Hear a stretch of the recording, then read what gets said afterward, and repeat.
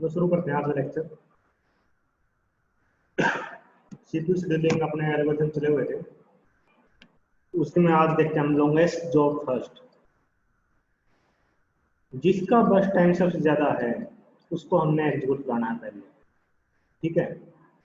और ये होता है आपका non pre-emptive.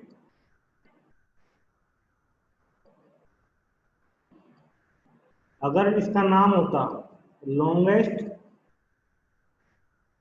Remaining job first, तब होता है ये आपका प्रीएम्प्टिव, ठीक है। अगर सिंपली आपको लॉन्गेस्ट जॉब फर्स्ट लिखा हुआ तो इसका मतलब ये है नॉन प्रीएम्प्टिव होगा। एक बार किसी प्रोसेस को आप सीपीयू के पास भेज दोगे तो जब तक वो कंप्लीट नहीं हो जाती उसको हमने रनिंग स्टेट से बाहर नहीं लेके आना, ठीक है। तो ये 5 प्रोसेसेस दे रखी है आपको, arrival time, burst time given है आपको। तो गैंट चार्ट ड्रा करते हैं इसका।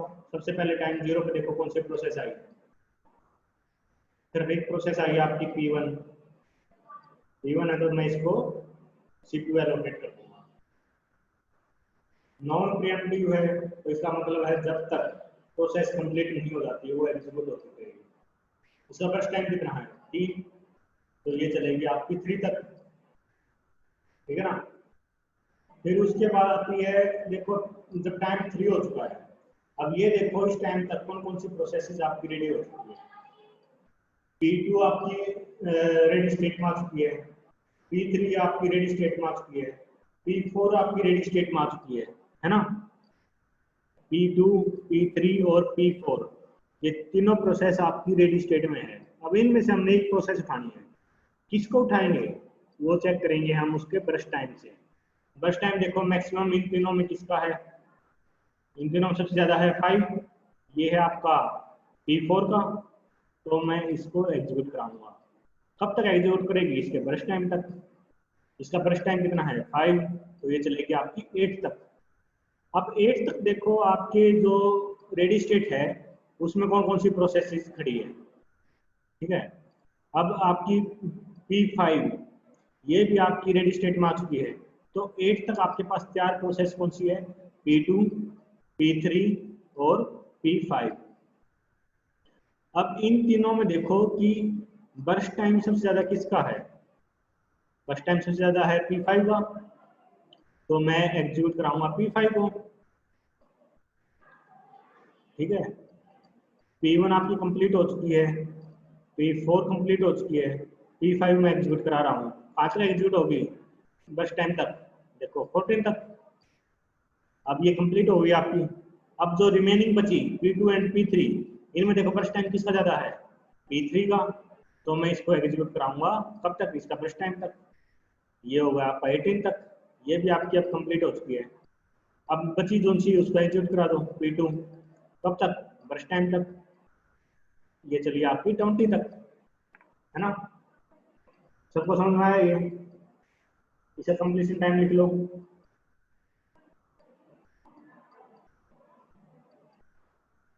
टर्न अराउंड टाइम में अगर हम निकालेंगे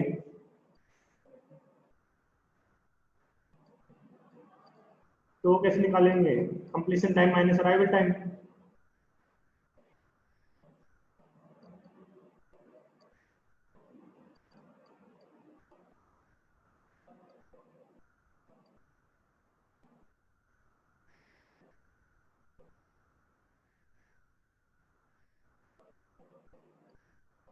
तो सॉरी मैं गलत लिख गया ये।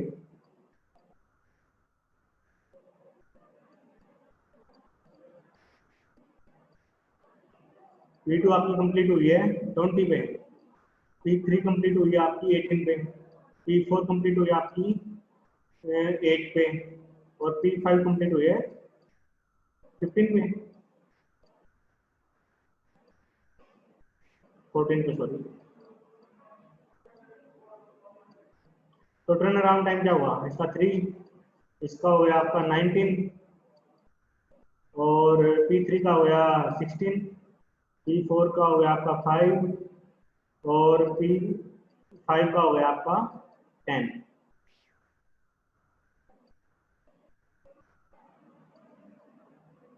और वेटिंग टाइम क्या हुआ, टर्न अराउंड टाइम माइनस क्या होता है, burst time. 3 minus 3 0, 19 minus 2 17, 16 minus 4 12, 5 minus 5 0 और 10 minus 6 4। टोटल कर लो इनका कितना हुआ, 21 और 33। इनको ऐड करोगे अगर आप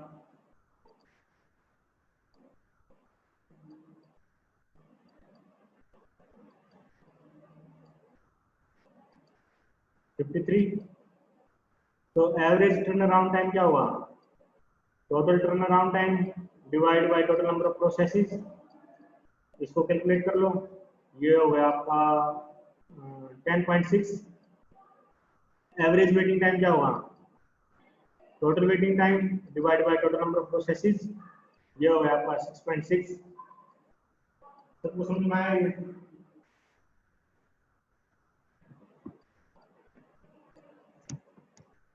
किसी को डाउट हो तो बताओ।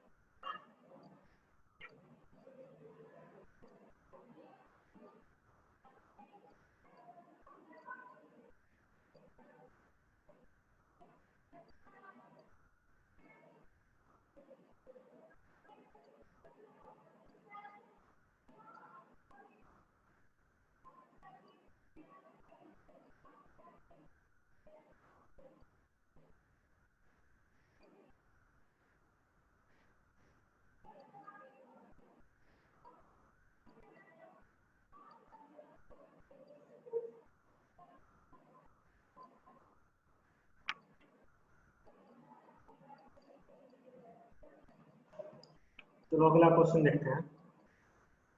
मान लेते हैं कि अपने पास प्रोसेस दे रखी है और उनका अराइवल टाइम गिवन है।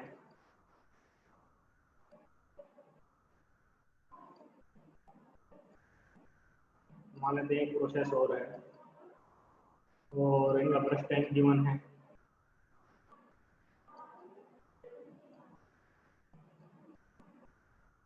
ठीक है,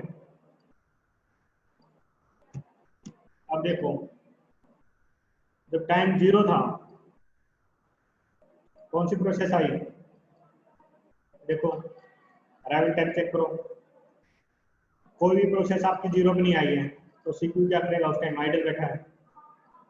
ठीक है, तो टाइम हो गया 1, 1 पे देखो कौन सी प्रोसेस आई, 1 पे आई आपकी 2, बस टाइम कितना है 1, तो ये आपकी एग्जीक्यूट होगी 2 तक। अब 2 पे देखो कौन कौन सी प्रोसेस आई, एक तो आई आपकी P3 और एक आई आपकी P6। यहाँ पर P3 और P6 दो प्रोसेस है। बस टाइम चेक करो किसका ज्यादा है, P6 का, तो मैं इसको एग्जीक्यूट कराऊंगा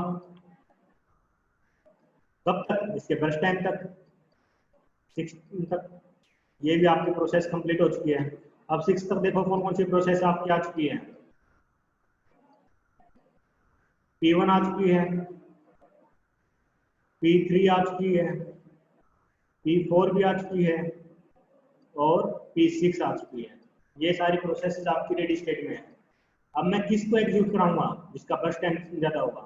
बर्स्ट टाइम इनमें सबसे ज्यादा किसका है, P5 का 6, तो मैं यहाँ पर एग्जीक्यूट कराऊंगा P5 को कब तक, इसके बर्स्ट टाइम तक 12 तक। अब ये प्रोसेस कंप्लीट हो चुकी है। अब जो बची हुई प्रोसेस है उनमें से देखो बर्स्ट टाइम किसका ज्यादा है, P1 का है आपका 3, P3 का है 3 और P4 का है 2। अब मुझे ये बताओ देख के कि मैं P1 और P3 में किसको एग्जीक्यूट कराऊं,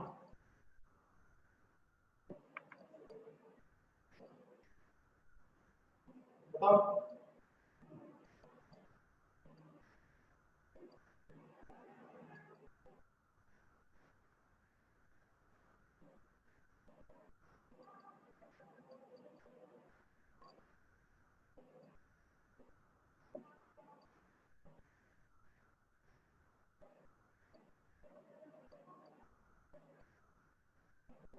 देखो दो प्रोसेस है जिनका बर्स्ट टाइम सेम है। जहाँ ये सिचुएशन आ जाए कि बर्स्ट टाइम सेम है, सेकंड जो पैरामीटर जो हमने देखना है वो है अराइवल टाइम। जिसका अराइवल टाइम कम होगा पहले उसको एग्जीक्यूट कराएंगे। अगर अराइवल टाइम भी सेम है फिर जाएंगे हम प्रोसेस आईडी के ऊपर, ठीक है ना। तो अब हमारा अराइवल टाइम किसका कम है, P3 का। तो मैं क्या करूंगा, P3 को एग्जीक्यूट कराऊंगा कब तक, इसके ब्रश टाइम तक, 15 तक। अब बची हुई प्रोसेस में देखो ब्रश टाइम किसका ज्यादा है, P1 का। P1 को एग्जीक्यूट कराया मैंने 18 तक, ये भी कंप्लीट। अब नेक्स्ट देखो कौन बची, P4 कब तक चलेगी, 20 तक, ये भी आपकी कंप्लीट। तो कंप्लीशन टाइम P1 का क्या है, 18, और P2 का 2, P3 का 15, P4 का 20, P5 12, P6 6। ठीक है, ये निकलने के बाद क्या करेंगे, अब हम रन अराउंड टाइम निकालेंगे। Completion time minus arrival time कितना हुआ, 15, 2 minus 1 1, 15 minus 2 13, 20 minus 4 16, 12 minus 6 6, 6 minus 2 4।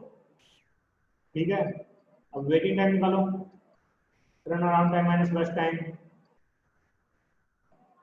1 minus 1 0, 13 minus 3 10, 16 minus 2 14, 6 minus 6 0, 4 minus 4 0। Total कर लो कितना हुआ, टोटल करो इनका।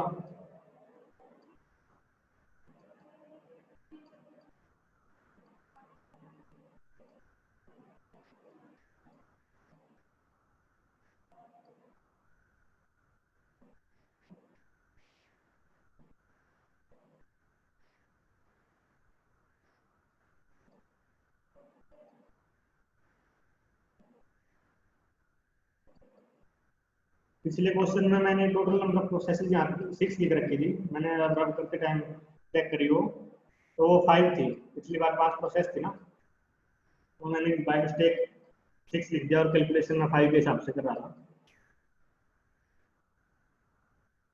वेटिंग टाइम 36, अच्छा टर्न अराउंड टाइम कितना हुआ 55, तो एवरेज कितना हुआ 55 divide by total number of processes, processes अपने 6, इसको कैलकुलेट कर लो। और ये है 36 अपॉन 6, ये 6 हो गया, ये कैलकुलेट कर लो, ये 9.8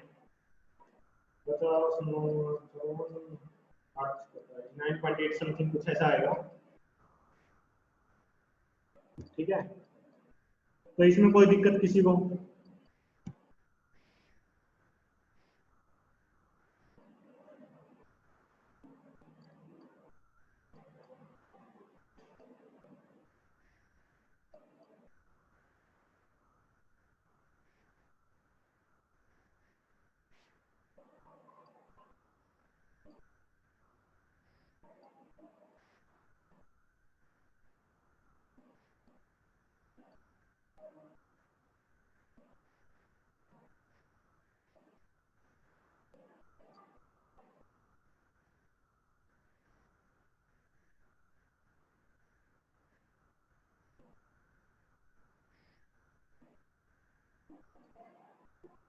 हाँ फाइंड कर सकते हो, रिस्पॉन्स टाइम भी फाइंड कर सकते हो, सेम तरीका है जो बता रखा पहले, किसी भी एल्गोरिथम में फाइंड कर लो, उसमें कोई दिक्कत नहीं है। ठीक है, कंसेप्ट तो वही रहेगा।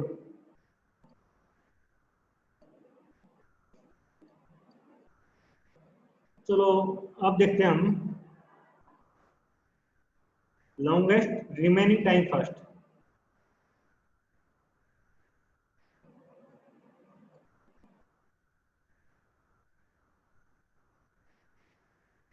Sorry, longest remaining job first. ठीक है, जो प्रोसेस है रिमेनिंग टाइम फर्स्ट भी बोल लो, सेम चीज है वैसे तो ये। इसमें क्या होगा, हम प्रीएम्प्टिव चलेंगे, जिसका रिमेनिंग टाइम ज़्यादा है उसको हम एग्जीक्यूट पहले कराएंगे। ठीक है, अब सपोज करो अपने पास अराइवल टाइम दे दिया तीन प्रोसेसेस का 000, अगर ना भी मेंशन हो तो हमने क्या लेना है, जीरो सबका अराइवल टाइम, और मान लेते हैं ये आपका फर्स्ट टाइम है।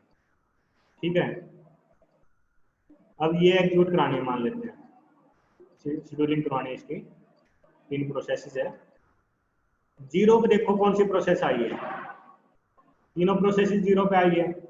सबसे ज्यादा बर्स्ट टाइम किसका है, P3 का।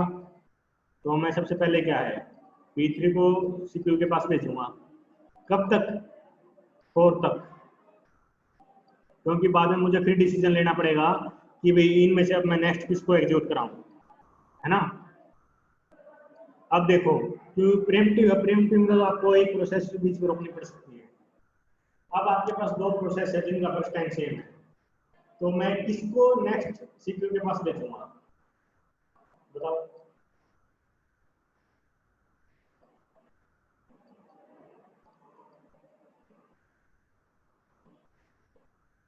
सही जवाब है बच्चों का P2। देखो अराइवल टाइम चेक करेंगे पहले, अराइवल टाइम दोनों का सेम है, तो नेक्स्ट में किसको उठाऊंगा, P2 को, क्योंकि इसका प्रोसेस आईडी कम छोटी है। इसको कब तक मैं एग्जीक्यूट कराऊंगा, 1 यूनिट टाइम, 5 तक, क्योंकि अब इसका बर्स्ट टाइम बच गया 3। अब देखो इनमें सबसे ज्यादा किसका है बर्स्ट टाइम, P3 का 4, तो मैं अब एग्जीक्यूट कराऊंगा P3 को, 1 यूनिट टाइम। अब ये बच गया आपका कितना, 1, सॉरी 3, और ये चला आपका 6 तक। अब देखो दोबारा बस टाइम चेक करो, दोनों का सेम है। फिर देखो अराइवल टाइम भी सेम है। प्रोसेस आईडी चेक करो, इसकी छोटी प्रोसेस आईडी होगी, मैं उसको एग्जीक्यूट कराऊंगा P2 को, तब तक 1 यूनिट टाइम। अब देखो दोबारा की प्रोसेस, ये बस टाइम किसका ज्यादा है, P3 का, P3 को मैं एग्जीक्यूट कराऊंगा 1 यूनिट टाइम।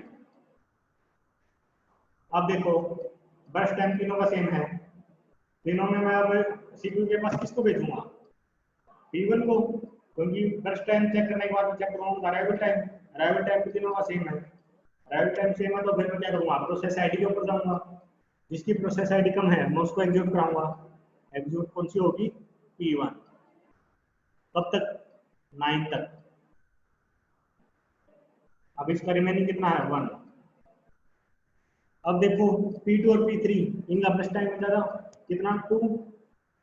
अब एग्जीक्यूट किसको कराएंगे, जिसकी प्रोसेस आईडी कम होगी, किसकी कम है, P2 की। ये हमने एग्जीक्यूट कराई 1 यूनिट, ये चली 10 तक। अब देखो प्रोसेस में बर्स्ट टाइम किसका ज्यादा है, P3 का। P3 को मैं एग्जीक्यूट कराऊंगा कितनी देर तक, 1 यूनिट टाइम। ठीक है, अब सभी प्रोसेस में चेक करो फर्स्ट टाइम किसका ज्यादा है, तीनों का सेम है। अराइवल टाइम चेक करो, फिर हमने प्रोसेस आईडी चेक करनी है, तो हम एग्जीक्यूट किसको कराएंगे, P1 को, कब तक, 1 यूनिट टाइम, 0। इसका फर्स्ट टाइम 0, इसका तो ये कंप्लीट हो गई। अब किसको कराएंगे, P2 को, कब तक, 13 तक, इसका भी 0 हो गया, ये भी कंप्लीट। अब किसको कराएंगे, P3 को, कब तक, 14 तक, इसका भी 0 हो चुका है। ठीक है, कंप्लीशन टाइम देखो, P1 का कब हुआ, 12 पे, P2 का 13 पे, P3 14। टर्न अराउंड टाइम निकालो, वेटिंग टाइम,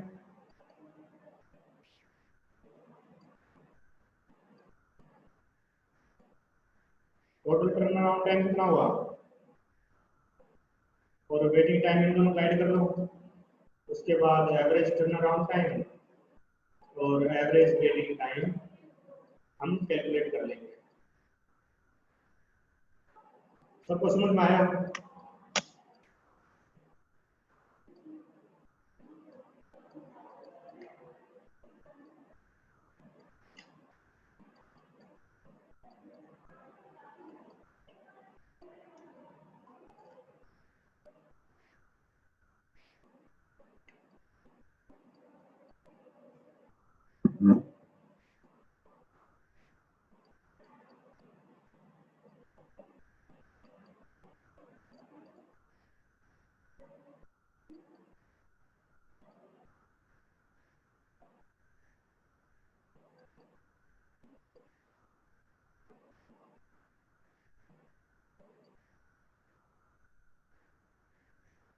तो नेक्स्ट एल्गोरिथम नेक्स्ट लेक्चर में करेंगे। मीटिंग एंड करता हूँ।